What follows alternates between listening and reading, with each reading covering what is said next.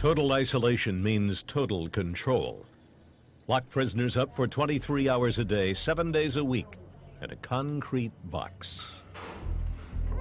Keep them there continuously, so they can't attack other inmates or staff. Across the United States, this is the regime in more and more maximum security prisons. For prisoners in these facilities, this is as close as they will get to the outside world.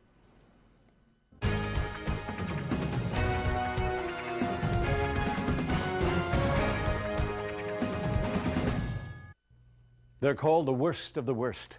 They are the prison inmates who are too disruptive, too dangerous, even to be housed with other violent criminals. They are kept locked down inside super maximum security prisons, Supermax for short. At the heart of Supermax's control of inmates, solitary confinement. But what is the impact of this intense isolation on the inmates themselves? In tonight's investigative reports, we go deep inside two of these state-of-the-art prisons, one in Arizona, the other in California. We hear from wardens, prison experts, and the inmates themselves. Is it rehabilitation or psychological torture? What price is paid for solitary confinement?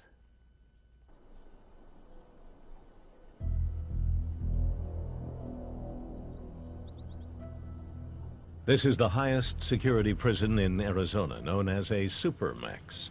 It's dedicated to isolating inmates like Santos Ovalle. Ovalle was serving a 32-year sentence at a lower security prison for trafficking in stolen property and the possession and sale of narcotics. But he assaulted another inmate. He was sent here to a prison within a prison in Florence, Arizona. And his punishment is extended solitary confinement. The Arizona Department of Corrections calls Special Management Unit 2 the most secure Supermax in the country. It holds 768 prisoners, sent here by a disciplinary committee within the prison system, not an outside court. The type of inmate that is housed at this facility is those that cannot be controlled or do not want to be controlled any other type of facility, and they're predators. From now on, Santos Ovalle will live in an 8 by 10-foot cell like this one. The walls and bed are concrete, and the cell front is perforated steel. His meals will be passed through a hatch in the door by correctional officers. He will no longer receive education or work opportunities.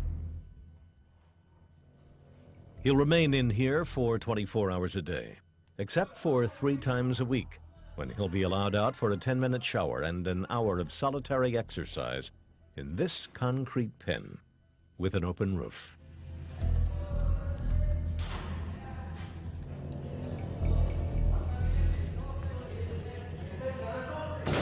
Stand up now. Like I said, staff will grab you by your cuffs and escort you by your cuffs, so do not jerk fast, do not pull away from them. If you do that, it will be taken as an aggressive nature. You'll be taken down and the force will be used against you. You understand that? Santos Ovalle will no longer be allowed out of his cell unshackled to ensure he can't harm staff or attempt escape. He will always be escorted by a minimum of 2 correctional officers wearing knife-proof vests and goggles. He will be strip searched to check for weapons or contraband every time he leaves his cell. They find out very quickly that their entire stay at this agency has come to a new level, something they've never experienced. They have earned their way into here. There are some that can earn their way out by adjusting. There are some that can't earn their way out because they are here and this is where they belong. Ovalle will no longer have face-to-face contact with other inmates. He will only be able to shout to them through his door.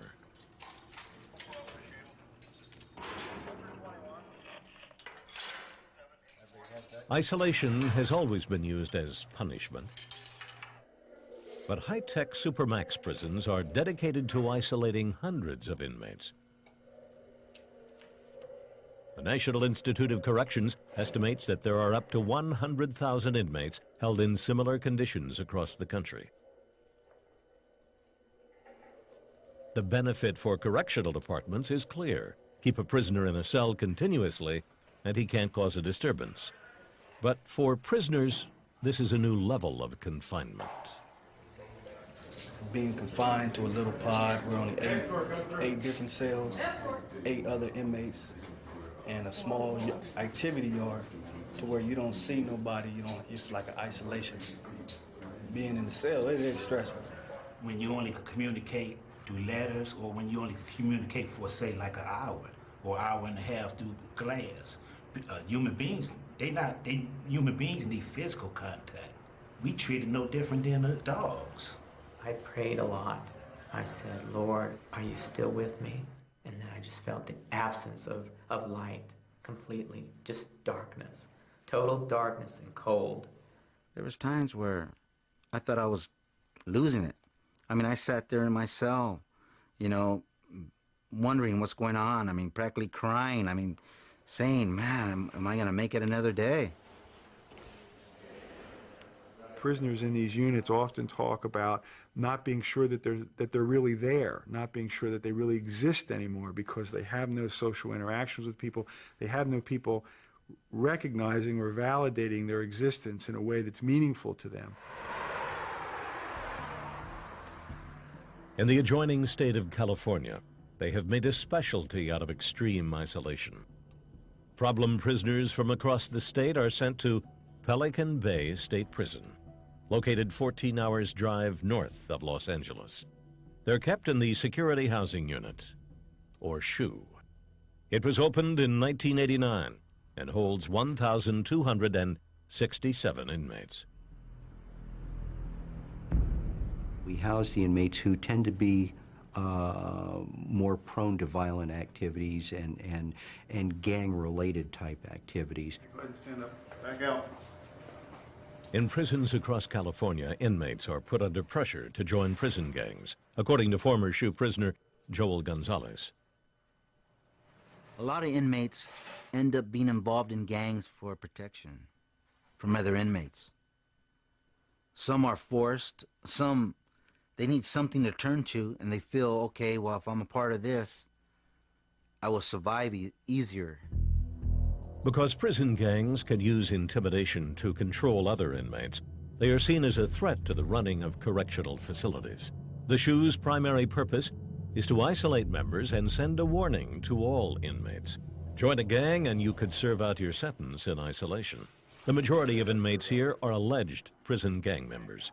Daryl Burnett is one of them. In 1974, he was convicted of murder and then sent to the SHU in 1990. He is attending his annual classification hearing. Burnett was identified or validated as a prison gang member by the Department of Corrections.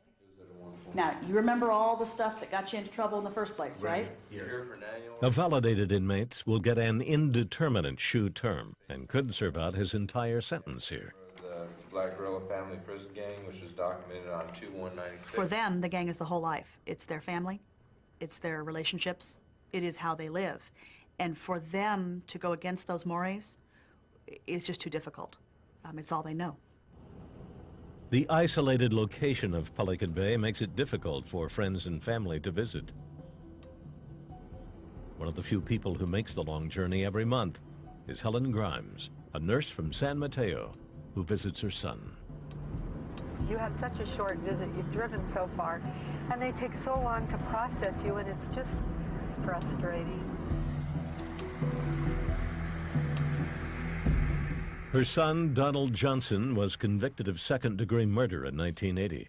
In 1989, he was validated as a prison gang associate and sentenced to an indeterminate SHU term. Visiting the SHU? Yes.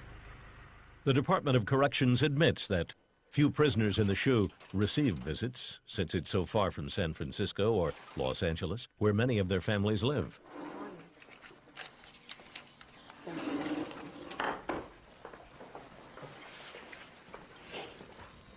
On the day of Helen's visit, there are under 30 visitors for the more than 1,000 prisoners in the SHU. Thank you. SHU. There was hopes that this was just for a short time. Nobody realized, I didn't realize, and my son didn't realize, that this was an indeterminate sentence, and he's been there now for 10 years. The last time I was able to touch my son was 1985. Ms. Grimes? Inmates in SHU are only allowed non-contact visits. That means Helen can only see her son through glass and speak to him by phone. When we search the visitors, we're looking for any type of contraband, the obvious thing, knives, guns, weapons of any kind, all the way down to anything like notes, secret notes that are hidden, photographs depicting gang violence or gang signs, anything to that effect. Thank you. Once Helen has passed through the security checks, she walks to a bus that will then take her to the visitors area. Her monthly visit to her son is the only one he receives. Does your pass say CRD on it? D. All right. Thank you.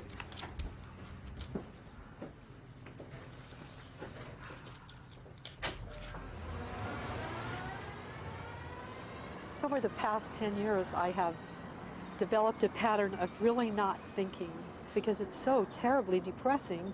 This is my son. Only when she arrives at the visitors wing will they begin taking her son out of isolation. This is Officer Delaney in visiting. Mr. Johnson's family is here to visit. He's in 207 Low. Thanks. 207.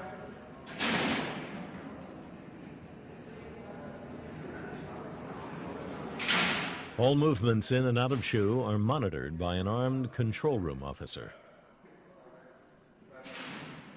Donald Johnson denies any prison gang association, but according to policy, once he has been validated, the only way he can get out of the SHU is to debrief. Debriefing means identifying every prison gang member he's ever met. But an inmate who debriefs may be labeled in prison parlance a snitch and face gang retaliation, which may mean swapping a prison term for a death sentence. Prison gangs have let it be known that family members are also considered fair game. We were not allowed to speak to Donald Johnson. The Department of Corrections forbids interviews with specific inmates. Johnson has repeatedly refused to debrief on the grounds that he doesn't know anything and refuses to implicate people falsely.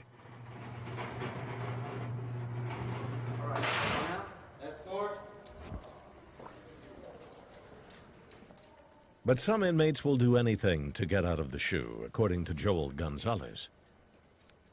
You have other inmates that are trying to get out of the SHU that are gonna, say, oh yeah, well he's a gang member, he's a gang member, he's a gang member. I'm not a gang member anymore, let me out. And they name names, and if your name's one of them, that's it. You're eligible for indeterminate. Joel only had to serve a 15-month prison sentence in the SHU. Donald Johnson is serving life. There are some interesting glitches or catch-22s in the system. The inevitable guy who is not a member, is not an associate, but is validated as a member or an associate. And in order for him to get out of SHU, he has to debrief, but he keeps saying, well, I don't know anything, therefore I can't debrief, so I guess I'm just here forever.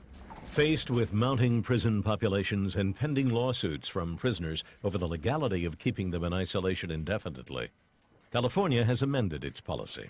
Prison gang members can now be labeled inactive without having to debrief. To be considered inactive, however, they may still have to spend a minimum of 6 years in isolation. He's in booth 25. Okay. That's right around the corner. Thank you. After 10 years in isolation, Donald is waiting to be reviewed for inactive status. How are you today? Good. Did you sleep?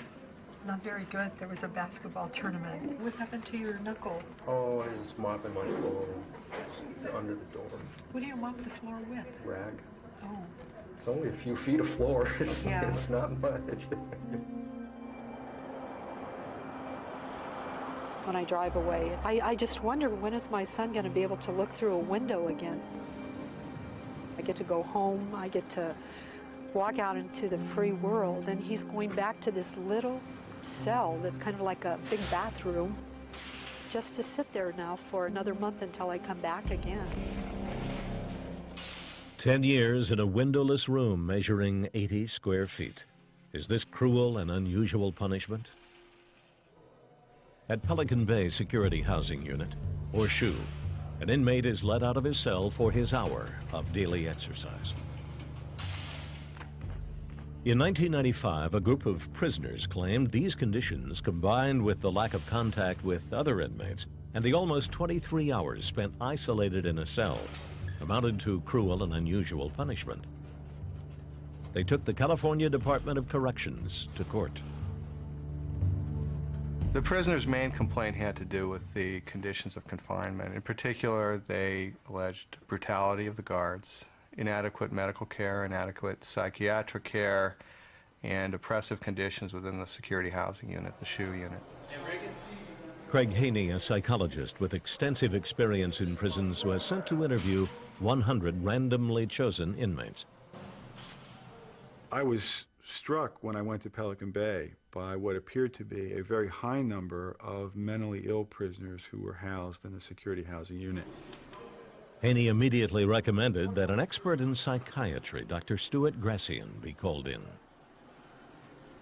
Altogether, at Pelican Bay, I interviewed, I think it was 50 inmates, and I documented 17 cases of an acute reactive psychosis caused by the conditions of solitary confinement. It was profoundly damaging across inmates, irrespective of the background that they had, irrespective of the other kinds of incarceration that they had experienced, and irrespective of whether they had any pre-existing psychological problems. A former inmate, Joel Gonzalez, had first-hand experience of the effects of isolation in the SHU. I may have been in maybe 4 different pods. Every pod I've been to, there was 2 cells that housed an inmate that didn't have a mind left. People who are placed under conditions of abject deprivation for long periods of time sometimes respond to this deprivation by becoming extremely frustrated, restless, impulse-ridden. They find that they can't control their impulses, they can't control their anger. Some of them become explosively angry, even in the sense that they do damage or harm to themselves. I've seen inmates bang their heads against the wall, slam their fists against the wall. I've seen them mutilate themselves. And once you lose your mind, you don't know right from wrong. You don't know that you're breaking a rule. You don't know what to do exactly. I mean, like another inmate who wipes himself with human feces, I mean, right there shows he don't got a mind. In a landmark decision, federal court judge Felton Henderson stated that conditions at Pelican Bay SHU pushed the boundaries of what the human mind could psychologically tolerate. They were an outrage against standards of decency, and there was no question in our mind that he was absolutely correct. It was almost as if it operated under its own rules, and it certainly weren't the rules of society or the rules that society thinks prisons operate by. It was an outlaw institution. A critical point in the decision was how isolation in the SHU was affecting mentally ill inmates. The plaintiffs tried to prove that the design of Pelican Bay SHU made inmates mentally ill.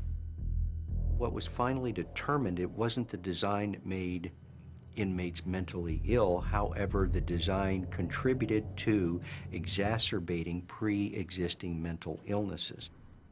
The court ordered that mentally ill inmates were no longer to be housed in isolation at the SHU because it was psychologically damaging. But Judge Henderson stopped short of closing down the prison.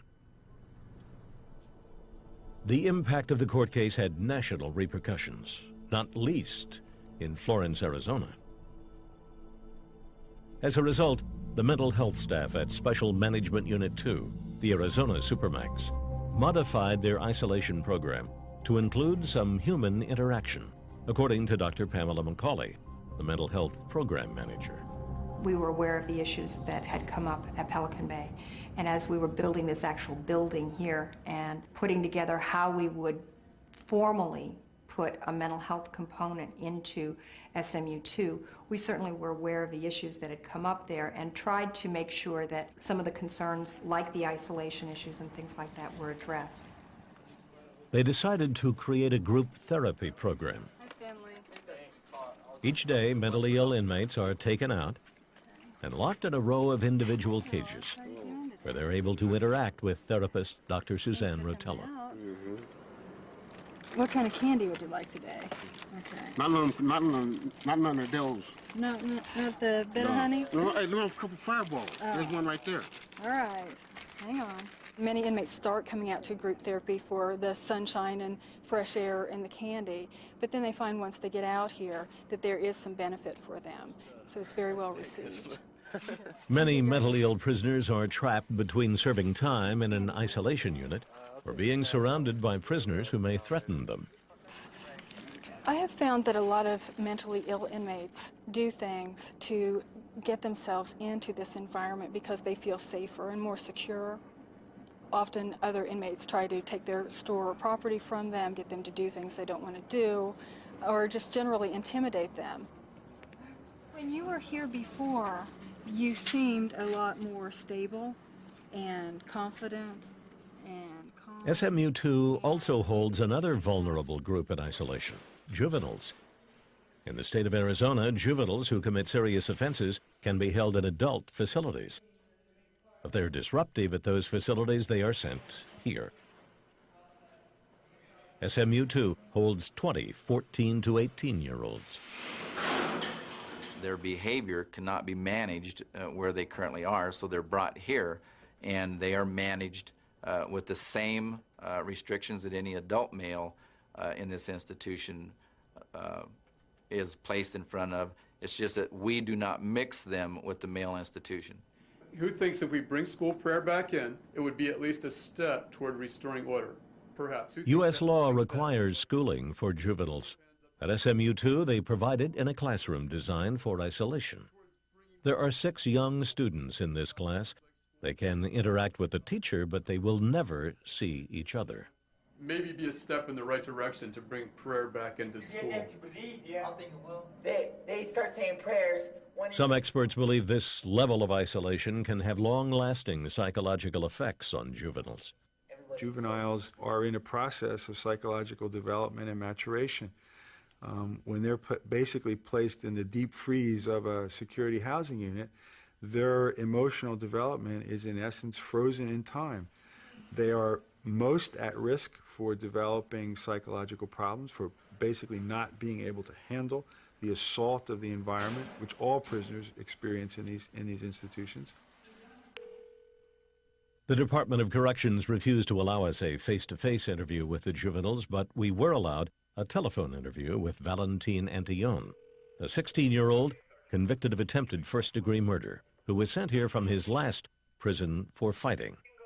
We asked Valentin how he passes time in his cell. Sleep, which we can't do no more after a certain time. Think about your family or whatever, you know, you get them. The only thoughts, you just want to get rid of them just by thinking of people, you know. According to Valentin, SMU2 also has a harsh disciplinary regime. The hard thing is following the rules here, kind of. How they tell you to, they say shut up and stuff, which you got to bite your tongue. Because if you say anything back, they slam you or, you know, it's just the rules you got to go by here, because if you don't go by them, you get dropped on the floor. Valentin Antillon has 8 years left on his sentence. Students who never see each other, group therapy in cages, all part of these prisons of the future. In Supermax prisons, high tech meets hard time. Gone are noisy, crowded prisons of old, replaced by an eerie quiet. Doors are controlled by computerized touchscreens. Guard towers are replaced by electrified fences and microwave sensors. As one inmate puts it, it's like a space capsule where one is shot into space and left in isolation. Keeping over 1,000 plus potentially dangerous inmates in isolation and restricting all contact with the outside world presents a huge challenge to correctional departments. The design of the Supermax is critical to its function. When the California Department of Corrections wanted to build one, they first went on a tour of existing facilities. We took a team of correctional professionals, both architects, planners, and prison ex-guards, captains, wardens, and went around the country. The one they most admired was the Special Management Unit in Arizona. It was designed by architect Lynn Arrington, who has 20 years' experience in prison construction. It even creates computer models that give officials a chance to get inside a prison before it is built. The SMU was designed specifically to isolate these particular inmates from the rest of the population, to try to cut off as much as possible the communication that they have with that population or with the outside world, and to put them in an environment where it's both safe for staff and the other inmates that are around them. Running the Special Management Unit 2 Supermax is a staff-intensive arrangement. All food must be brought to the prisoners in their cells, as they are not allowed out to collect it. SMU-2 employs 1 correctional officer for every 3 inmates, which makes this a costly operation. And Supermax prisons aren't just expensive to run, they're expensive to build. This one cost $42 million. It was billed as being meticulously designed to ensure maximum inmate observation and control, and boasted that costs were kept down in part by eliminating prison windows. We took maybe a step, I wouldn't call it backwards, but a step back to what they would do in a lot of county jail facilities, where providing natural light to the inmate doesn't necessarily mean it has to come through a window. We have incorporated skylights in the day rooms, and that light comes through a perforated cell front into the cell. The entire front of the cell is perforated, so an inmate in an SMU actually gets quite a few more square feet of natural light into a square foot than an inmate in a lower population or lower level of security facility. But for former inmate Joel Gonzalez, the absence of light was striking. It's like living in a dungeon, like in a cave. The Mexicans are white because there's no more sun. You don't see no more sun. There's no windows. There's no windows at all. The high level of isolation and lack of windows have drawn comparisons between the ultra-modern Supermax prisons and the old-fashioned idea of the hole.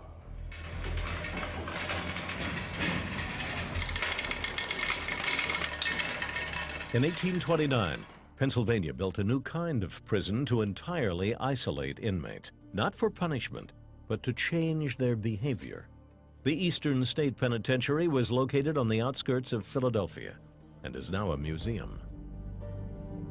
150 years ago, it was hailed as a more humane form of confinement.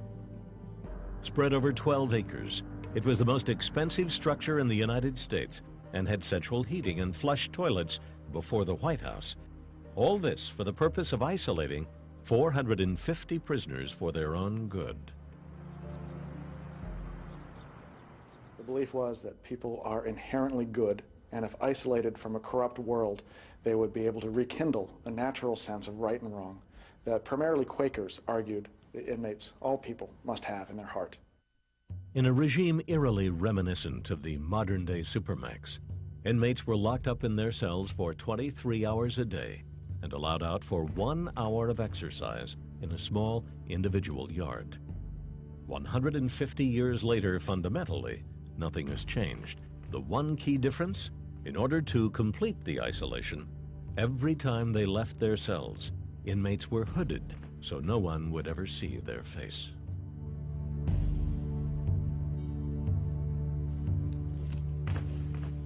Eastern State marked a radical change from the crowded, dirty prisons of the day, and its design was copied by prisons around the world. In 1842, the British writer Charles Dickens traveled to the U.S. to visit Eastern State Penitentiary.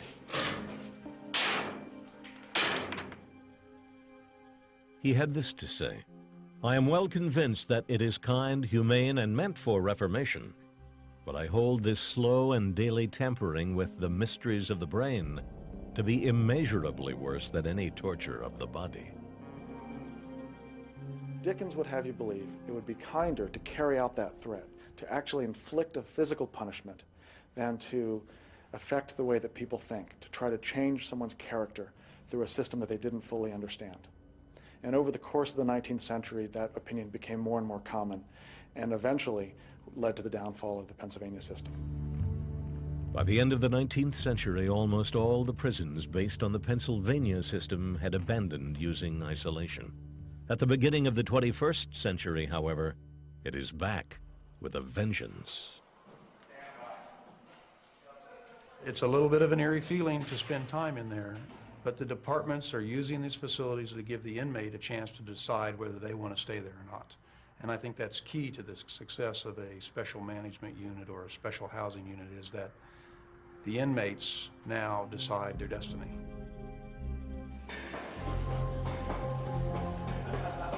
Staff at Special Management Unit 2 near Florence, Arizona, are preparing to escort inmate Raimundo Morin from prison. He has served a 3-year, 6-month term for aggravated assault, and now he's being sent back into the world at large. Once an inmate leaves this facility, he is a citizen. He's earned his right to go back into society, and he's not a concern of mine any longer. Guards check Morin one last time for any contraband or weapons. Hair. Back of your ears. Underneath your arms. Turn around. Cough. Bum your feet. All right, go ahead, get dressed. But releasing an inmate from such an intense level of isolation into society is cause for concern, according to psychologist Craig Haney.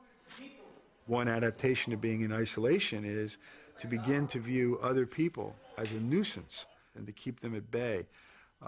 And sometimes that leads to violence. Sometimes it leads to people overreacting in situations because they've misread cues, because they've misunderstood, because they simply are dysfunctional in social interactions. Released 4 years ago from SHU, Joel Gonzalez still vividly remembers the shock of being around other people. You're taught in prison that you can't be around nobody because they're violent, you're violent, and all of a sudden, boom, they kick you out the door, boom, you're right there in a bus steeple. People around you. Freedom, you know, people going by you fast. I mean, people looking at you. Somebody bumps into you. I mean, you have to, boom, go into the bathroom, gather your thoughts, gather yourself, and realize, hey, wait a minute, you know, there's other people that live out here in this world. I'm not in a cell no more. In an effort to address the impact of readjusting to the world outside, Pelican Bay has come up with a voluntary pre-release program run by Gene Mertz. Inmates follow a 1-month video course in their cell. It's supposed to teach them the skills to cope with life on the outside, which they then discuss with her. What'd you think of the video? Give you some information that might be useful for you? Yeah, it just basically was all about, you know what I mean, about listening, learn how to listen to people, and not just listening, but trying to understand what, you know, where people are coming from. You know? Inmates who have been in security housing setting for a period of time are not used to interacting with others.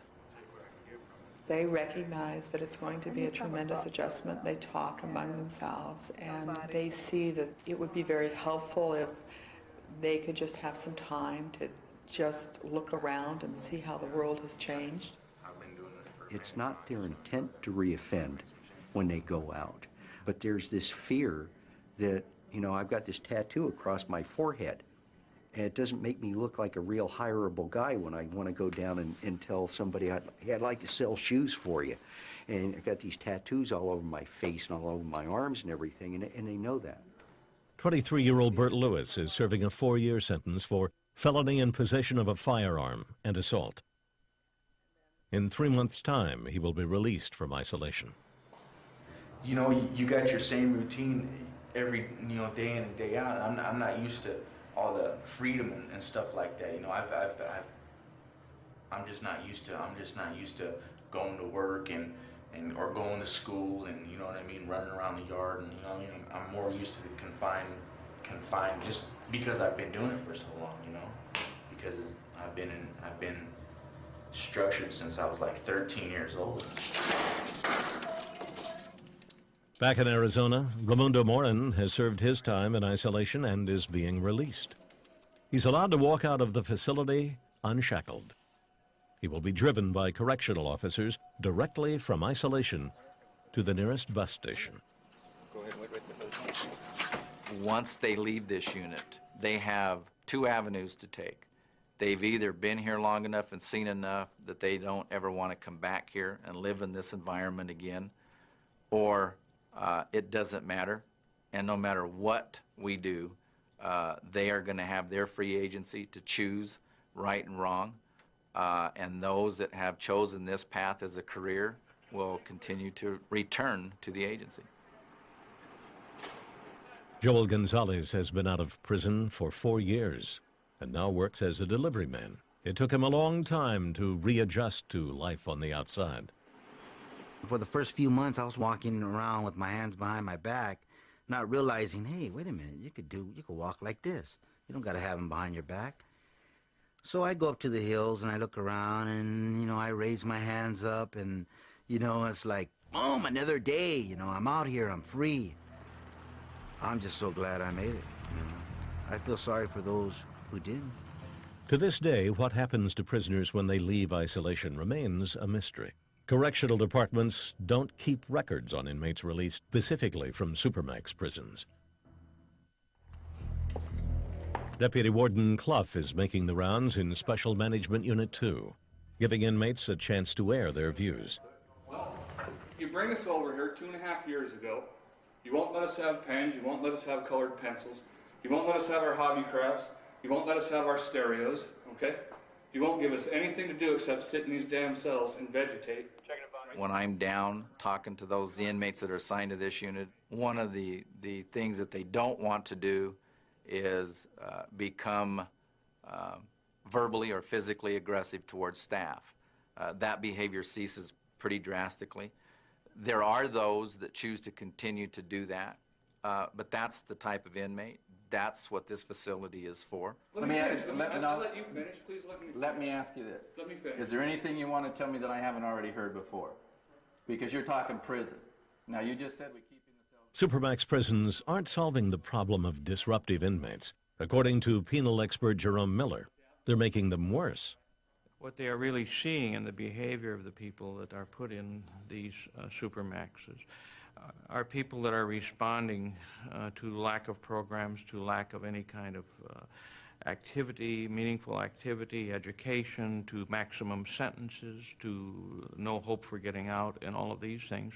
And as a result, the supermaxes tend not to be filled with those who have committed the most heinous crimes on the street. And the Supermax prisons are filling up. There are currently 57 of them across the United States, and their high cost isn't proving a deterrent. The average cost per inmate per cell is $50,000, almost double the cost of keeping an inmate in a regular prison. The National Institute of Corrections, part of the Department of Justice, commissioned a nationwide study conducted by Chase Rivlin to investigate why, despite their high cost, so many states were building them. Almost every jurisdiction is overcrowded. Almost every jurisdiction has legislative bodies that complain about the cost of the correctional systems and of keeping an inmate. They've cut back on amenities because of that. And yet, what we find is that Supermax kinds of facilities are the most expensive to run. But at least they feed into the political rhetoric of being tough on crime and not running country club prisons. But Rivlin feels the real danger is that the Supermax prison is a self-fulfilling prophecy. Inmates treated as if they are the worst of the worst will eventually start believing it. That sort of myth snowballs after a while. The staff believe it, The inmates that were placed in it themselves believe it, and the behavior of each sort of mirrors those beliefs. You know, and eventually it starts sinking in. Am I violent? Maybe I'm violent. California continues to defend its practice of sending the most violent inmates to SHU, on the grounds that it has successfully reduced violence across the entire prison population. The SHU's been an incredible success. The violence rate in the other prisons has dropped dramatically, even while our population in those other prisons has gone up. So what we've done is fulfilled the purpose by pulling the predators out. But according to the latest statistics from the California Department of Corrections, the number of incidents in the last 10 years involving violence by inmates has risen from just under 3 incidents per 100 prisoners to nearly 5, revealing that despite the SHU, the number of assaults in other prisons has almost doubled. But the question still remains, what is really happening to those placed in total isolation? You begin to get the sense, when you interview lots of people who've been in these units, that we are rendering many of the people in these places dysfunctional for any future life in society. Being in a more restrictive environment, it restricts your ability to socialize with individuals, and when people get out to the streets, they're gonna have that same problem. You're gonna end up them coming right back to prison. But Warden Ayers supports the harsh regime of the SHU on the grounds that they are using isolation as a means to change the behavior of inmates. People want to call it brainwashing. That's okay. But if it enables people to modify their behavior so that they don't feel that they need to resort to violence, then I think it's something that we need to do. But for Jerome Miller, the isolationist policies of the modern supermax will never rehabilitate prisoners. If I had to go back, I would prefer a southern sheriff who locks people in a hot box in the hot sun in a tin shack for a week or whatever and brings them out half dead. I would prefer that because that is seen as pure punishment and very evil. To the credentialed, degreed correctional administrator of a supermax designed by proper architects who actually sit down and design how we can make a place more dehumanizing, how we can cut out sensory deprivation. It has about it a very ominous and evil feel because it's so thought through. In less than 10 years, an estimated 1.1 million inmates will be released from prisons across the United States, up to 10% coming directly from isolation. Tens of thousands of men subjected to years of solitary confinement will be taking their place in society. When the worst of the worst leave isolation and return to the world outside, only then will the true price of the supermax solution become clear. Inmates who have been subjected to the solitary confinement regimen are successfully challenging its legality. One man named David McClary, convicted of killing a New York police officer, was sent to the prison SHU unit soon after he was imprisoned. He spent more than 4 years in solitary confinement.